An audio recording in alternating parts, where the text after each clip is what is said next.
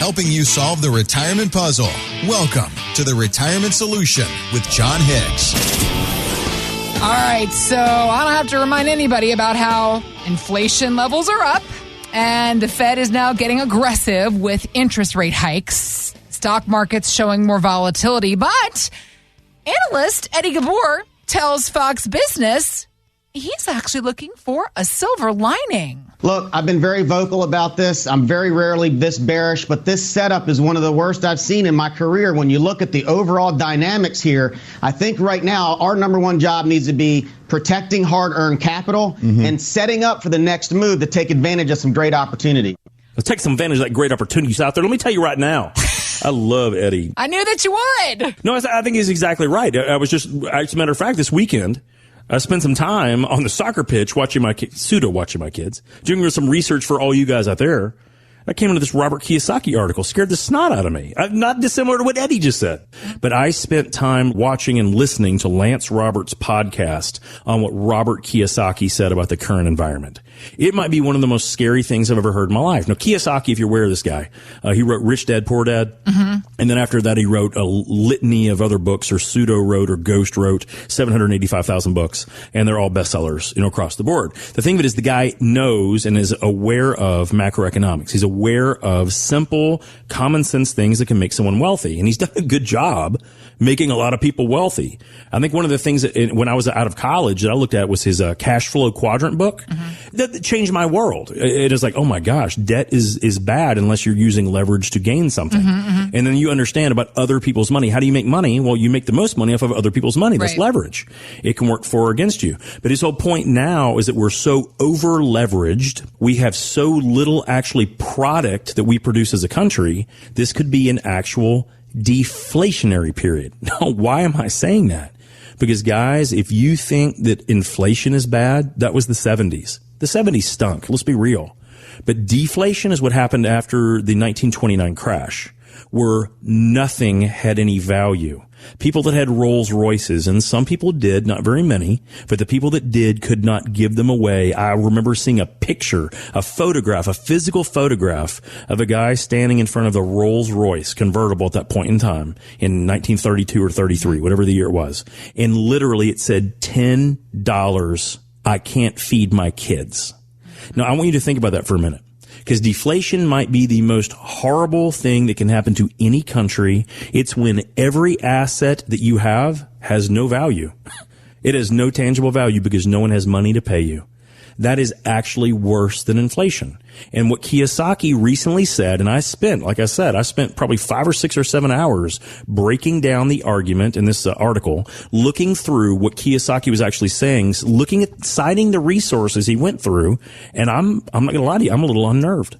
Because in this environment, and we're seeing it right now, guys, that's what we're seeing. We're seeing what happens when stocks go down. At the same time, bonds go down. At the same time, gold goes down. At the same time, silver goes down. At the same time, we just recently, this very week, saw real estate starts and real estate closings drop almost 37% month over month. Guys, what happens when everything goes down and we don't have enough resources and we don't have enough money and we don't have enough ability to buy any of it in the first place? Guys, that's deflation. That is probably one of the worst things that can ever happen to us. Ray Dalio said the same thing.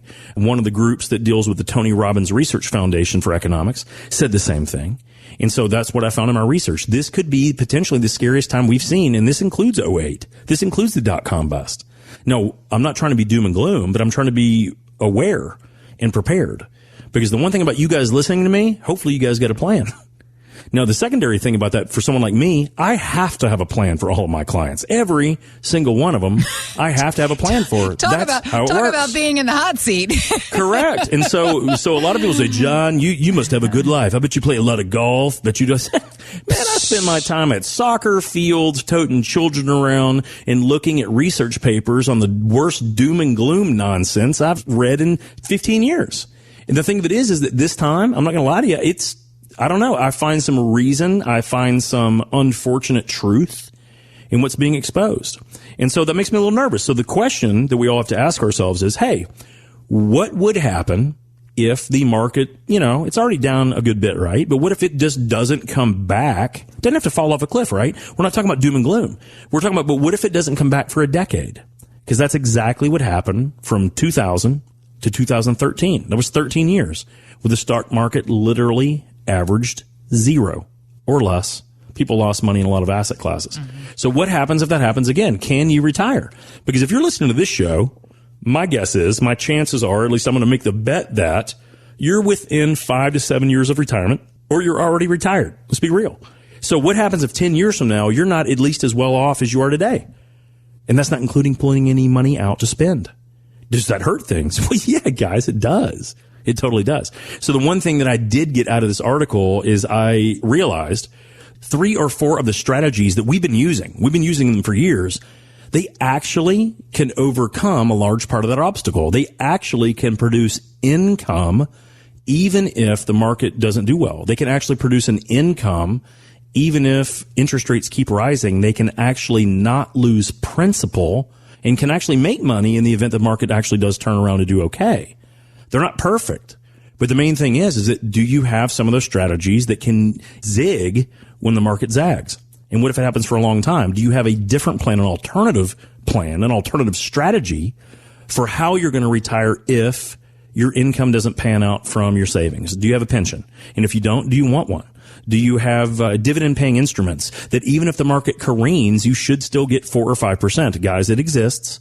Are you aware of structured notes, which can sometimes pay you 6, 7, 8, 9% cash on cash, guaranteed payments from an A-plus rated bank? And all you have to do is understand, hey, there are some ups and downs to this, but as long as you hold it for the duration, as long as the market doesn't completely capitulate and go to zero, you got a really good chance of getting all your money back and you get to spend that money. See, if you're not aware of these things, unfortunately, we're probably behind the 8 ball. And what I don't want anyone to do that listens to this show is to ever say, John, you didn't tell me. Well, I'm telling you right now, for the first time in a long time, I'm a little nervous.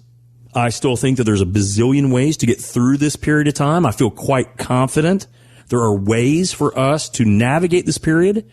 But I'm not going to lie to you. I think that you're going to see a lot of red ink.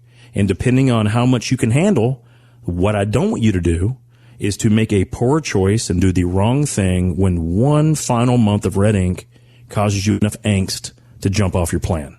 Guys, that's where you lose. And I don't want you to lose. If you're listening to the show, you have a choice to not lose. I want you to make the right choice.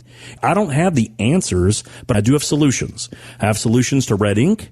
I have solutions to income production. I have solutions to tax mitigation. And I got a whole kind of solution, a ton of solutions on how do we get that money to go to the next generation and the generation after that, potentially without any taxation at all. And that's what we need to focus on.